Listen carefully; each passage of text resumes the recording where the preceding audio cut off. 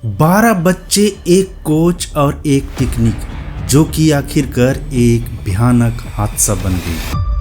Thailand की थाम Luong गुफा में जब मानसून का पानी अचानक तेजी से भरने लगा तो इस फुटबॉल टीम के पास बचने का सिर्फ एक रास्ता था, गुफा के अंदर मौत के डर से और गहराई में जाना। कल्पना कीजिए 18 दिन तक अंधेरी गुफा में बिना भोजन, बिना सूरज की रोशनी के हर गुजरते मिनट के साथ उम्मीद टूटती जा रही थी। बाहर की दुनिया के लिए शायद ये सब मर चुके थे, लेकिन अंदर उनके कोच एको पाल उन्हें सिखा रहा था सांस कैसे रोकनी है, ध्यान कैसे लगाना है, ताकि उनकी हिम्मत न टूटे।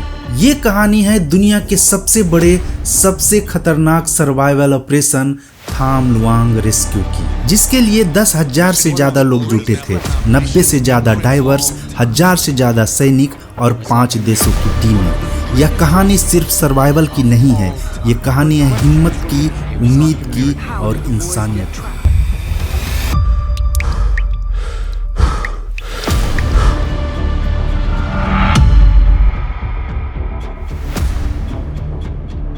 तेईस जून 2018 शनिवार का दिन, उत्तरी थाईलैंड के चियांग राई इलाका। मौसम सुहावना था, हल्का बादल छाया हुआ था, लेकिन किसी को अंदाजा नहीं था कि ये बादल कुछ ही घंटों में कहर बनकर बरसने वाला है। सुबह के करीब 10 बजे थे। एक लोकल फुटबॉल टीम थी, नाम था मुहपा यानी वाइल्ड बोअर्स। इसमें 11 से 16 साल की उम्र के 12 बच्चे थे और साथ में था 25 साल का कोच एका पोल। उस दिन एक मैच के बाद सभी बच्चे बहुत खुश थे। टीम के एक खिलाड़ी नाइट का 17वां जन्मदिन था। प्लान ये था कि मैच के बाद वो सभी एक छोटी सी पिकनिक मनाएंगे। सभी ने तय किया कि पास के ही थाम लुआंग नांग नॉन गुफा देखने जाएंगे। यह गुफा उत्तरी थाईलैंड के चियांग राई प्रांत में म्यांमार की सीमा के पास दोई नांग नोन नाम की पहाड़ी श्रृंखला के नीचे है। ये गुफा 10 किलोमीटर तक पहाड़ के अंदर फैला एक लंबा, पेचीदा और खतरनाक गुफा तंत्र है। गुफा का मुहाना पहाड़ी की ढलान पर है, समुद्र तल से कुछ 100 मीटर ऊपर। वहां से अंदर जाते जाते रास्ता कभी ऊपर चढ़ता है, कभी नीचे उतरता है, जैसे पहाड़ के भीतर लहरों जैसा रास्ता बन गया हो। अंदर के बड़े चैम्बर की ऊंचाई कई जगह इतनी ज्यादा है कि टॉर्च की रोशनी साफ छत तक नहीं पहुंचती, जबकि कुछ सेक्शन इतने निचले और तंग हैं कि इंसान को झुककर या घुटनों के बल रेंग कर निकलना पड़ता है। गुफा जिस पहाड़ के नीचे है वह लेटी हुई महिला जैसी दिखती है। इसे सोती हुई महिला पर्वत की विशाल गुफा बोला जाता है। स्थानीय लोग वहां अक्सर पूजा करने और एडवेंचर के लिए जाते हैं, लेकिन वहां एक चेतावनी साफ लिखी थी, जुलाई से नवंबर तक बारिश के मौसम में गुफा में जाना मना है, क्योंकि गुफा के कई हिस्से बारिश में पानी से भर जाते हैं। लेकिन वो जून का महीना था, बारिश का मौसम अभी आधिकारिक रूप से शुरू नहीं हुआ था। बच्चों ने सोचा हम बस 1 घंटा अंदर घूमेंगे, दीवारों पर अपना नाम लिखेंगे और वापस चले आएंगे। उन्होंने अपनी साइकिलें, अपने बैग्स और जूते गुफा के मुहाने पर ही छोड़ दिए और सिर्फ टॉर्च लेकर अंदर चले गए। जैसे ही वो गुफा में करीब 3-4 किलोमीटर अंदर पहुंचे, कुदरत ने अपना खेल शुरू कर दिया। बाहर अचानक मूसलाधार बारिश शुरू हो गई, इतनी तेज बारिश जो इस इलाके में महीनों से नहीं हुई थी। गुफा के अंदर पानी का स्तर तेजी से बढ़ने लगा। जब बच्चों ने वापस लौटने की कोशिश की तो उन्होंने देखा कि जिस रास्ते से वो आए थे वो अब एक उफनती हुई नदी बन चुका है। वो फंस चुके थे। उनके पास बचने का सिर्फ एक ही रास्ता था, गुफा के और अंदर जाना, किसी ऊंची जगह की तलाश में। और वो अंधेरे में और गहरे चलते गए। शाम हो चुकी थी, बच्चे घर नहीं लौटे। माता पिता को चिंता होने लगी।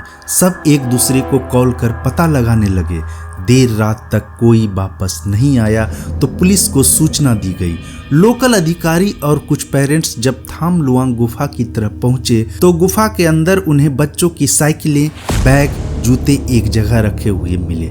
साफ हो गया कि बच्चे गुफा के अंदर हैं और वापस नहीं निकले। उधर गुफा के अंदर अंततः बच्चे एक ऊंचे पथरीले प्लेटफॉर्म तक पहुंचे। यह प्लेटफॉर्म गुफा के मुख्य सुरंग से थोड़ा ऊपर उठकर था, जिसका आकार बेहद छोटा था।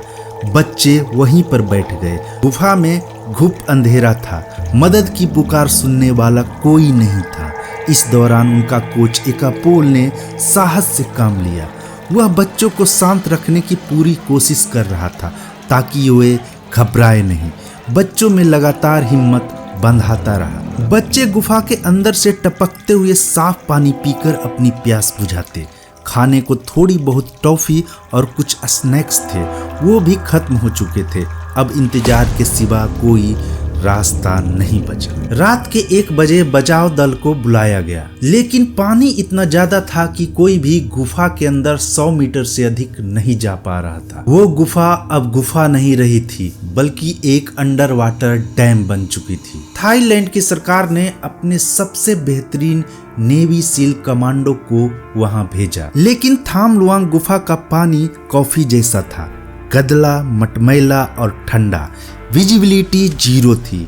आप अपने हाथ को अपनी आंखों के सामने भी नहीं देख सकते थे। पंप्स लगाए गए ताकि गुफा से पानी बाहर निकाला जा सके, लेकिन जितना पानी वो बाहर निकालते, बारिश उससे 2 गुना पानी अंदर भर देती। गुफा के बाहर का मंजर दिल तोड़ने वाला था। बच्चों के माता पिता बाहर प्रार्थना कर रहे थे।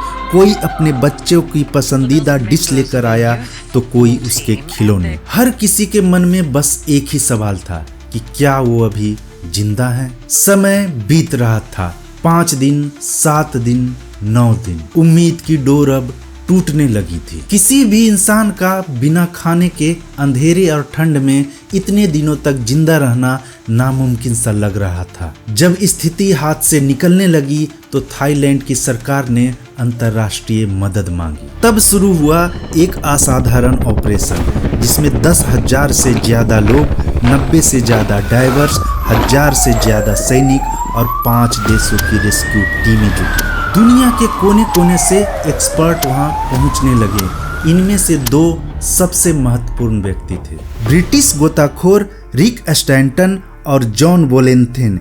ये दोनों दुनिया के सबसे बेहतरीन केव डाइवर्स माने जाते हैं, जो सक्रिय गंदे पानी वाली गुफाओं में रास्ता तलाश सकते हैं। तारीख थी 2 जुलाई 2018।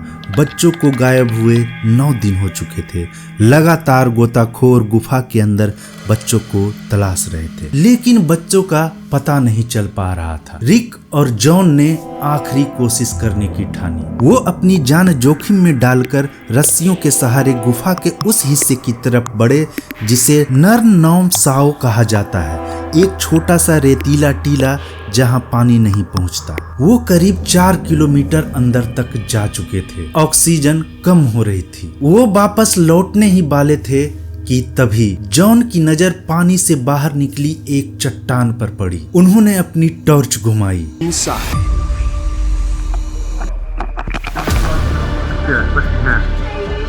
How many of you? 13.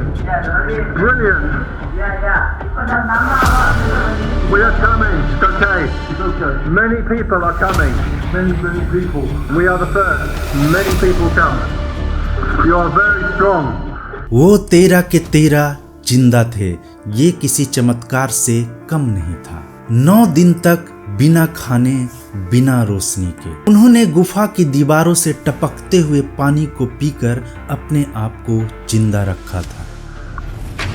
Dramatic scenes in Thailand. Against all odds, rescuers in Thailand have found खबर बाहर 12 पहुंची तो missing पूरी boys. दुनिया झूम उठी। लोगों को लगा अब तो बच्चे वापस मिल जाएंगे, लेकिन अभी असली लड़ाई शुरू नहीं हुई थी। बच्चों को ढूंढना सिर्फ आधा काम था, उन्हें बाहर निकालना लगभग नामुमकिन था।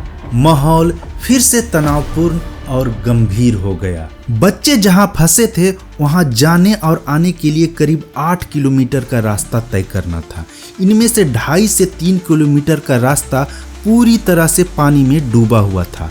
पानी के अंदर विजिबिलिटी 0 थी। अंदर ऑक्सीजन की मात्रा नॉर्मल 21% की जगह केवल 15% ही थी। ऑक्सीजन सिलेंडर भी अधिक से अधिक केवल 1 घंटा ही चल पाता। सिलेंडर को बीच रास्ते में ही बदलना पड़ता। रास्ते में हर 100 से 200 मीटर तक ऑक्सीजन स्टेशन बनाए गए जहां ऑक्सीजन सिलेंडर रखे गए थे। एक डाइवर को एक बार आने जाने में 10 से 15 ऑक्सीजन सिलेंडर को बदलना पड़ता, जबकि इन बच्चों को तैरना भी ठीक से नहीं आता था। अब तक वो बहुत कमजोर हो चुके थे। ऐसे में यदि कोई गोताखोर बच्चों को अपने साथ ले जाता तो उसे बीच रास्ते में ही पानी के अंदर कई बार बच्चों का ऑक्सीजन सिलेंडर बदलना पड़ता। ये काम जोखिम से भरा हुआ था। यदि बच्चे बीच रास्ते में घबरा जाते तो अपने साथ डाइवर्स की भी जान जा सकती थी। अब रेस्क्यू टीम के पास 3 रास्ते थे।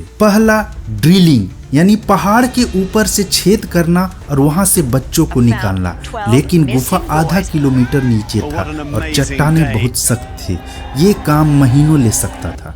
दूसरा इंतजार, यानी बारिश का मौसम खत्म होने का इंतजार करना, मतलब 4-5 महीने तक बच्चों को अंदर ही रखना और खाना पहुंचाना। तीसरा डाइविंग, यानी बच्चों को गोता लगाकर बाहर निकालना। इंतजार वो कर नहीं सकते थे क्योंकि गुफा के अंदर ऑक्सीजन की मात्रा 21% से घटकर 15% तक हो चुकी थी और यदि ये 12% तक घट जाता तो बच्चे कोमा में चले जाते। ऊपर से मौसम विभाग ने एक चेतावनी जारी की थी कि जल्द ही एक तूफान आने वाला है जिससे गुफा में पूरी तरह से पानी भर जाएगा। इसी कश्मकश के बीच 6 जुलाई को एक दुखद खबर आई। थाई नेवी सील के एक पूर्व कमांडो समन गुनान, जो स्वेच्छा से मदद करने आए थे, वो गुफा के अंदर ऑक्सीजन टैंक पहुंचाकर वापस आ रहे थे, लेकिन वापस आते वक्त उनके खुद के सिलेंडर की हवा खत्म हो गई।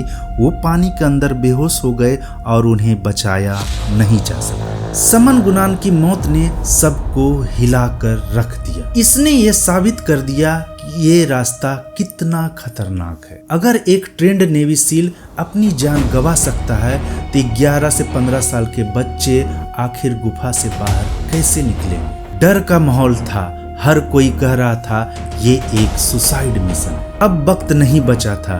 रेस्क्यू टीम ने आखिर एक फैसला लिया जो इतिहास में आज तक कभी नहीं लिया गया था।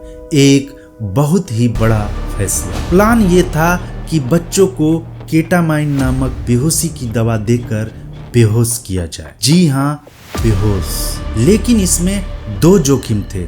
यदि डोज ज्यादा हो जाता तो बच्चों की जान को खतरा था, और दूसरा, यदि डोज कम दिया गया तो बच्चों को बीच रास्ते में ही होश आ सकता था और पैनिक हो जाते तो डाइवर्स की जान भी खतरे में पड़ सकती थी। ऑस्ट्रेलिया के एक एनेस्थेटिस्ट और डाइवर डॉक्टर रिचर्ड हैरिस को बुलाया गया। उनके हाथों में इन 13 जिंदगियों की डोर थी। गोताखोरों को बेहोशी की दवा देने की ट्रेनिंग दी गई जो बीच रास्ते में बच्चों को होश आने पर इंजेक्शन दे सके, क्योंकि एक सेफ डोज बच्चों को लगभग 45 मिनट तक ही बेहोश रख सकता था। 8 जुलाई को मिशन शुरू हुआ। दुनिया भर के 90 से ज्यादा डाइवर्स और हजारों वॉलंटियर्स काम पर लगे थे।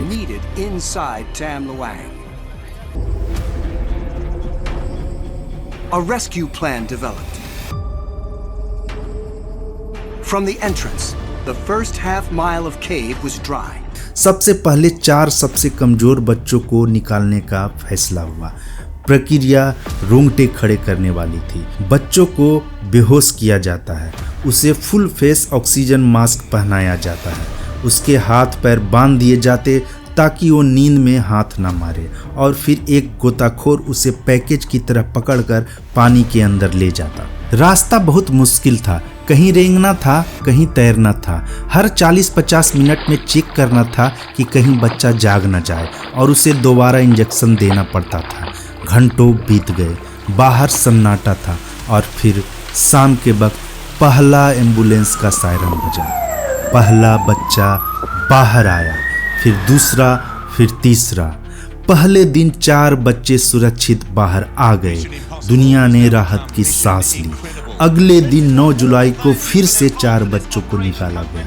अब बचे थे 4 बच्चे और कोच एकापो। 10 जुलाई आखिरी दिन। चुनौती सबसे बड़ी थी। बारिश तेज हो रहा था। पंप मशीनें जवाब दे रही थी। पानी का स्तर फिर से गुफा के अंदर बढ़ने लगा, लेकिन रेस्क्यू टीम नहीं रुकी। एक एक करके उन्होंने बाकी बच्चों को निकाला। कोच एकापोल, जिन्होंने अपनी सेहत की परवाह न करते हुए बच्चों को बचाया था, उन्हें भी सुरक्षित बाहर लाया गया। जैसे ही आखिरी गोताखोर और मेडिकल स्टाफ गुफा से बाहर निकले, गुफा के मुख्य पंप फेल हो गए और गुफा पूरी तरह पानी से भर गई। अगर वो 1 घंटा और देर करते तो शायद कोई नहीं बचता। ये सच में टच एंड गो था। 18 दिन, 18 बेहद लंबे और डरावने दिन, लेकिन अंत में इंसानियत की जीत हुई। दुनिया भर की सांसें थमी हुई थी, लेकिन जब खबर आई कि सभी 12 बच्चे और उनके कोच सुरक्षित हैं, तो पूरी दुनिया ने एक साथ राहत की सांस ली।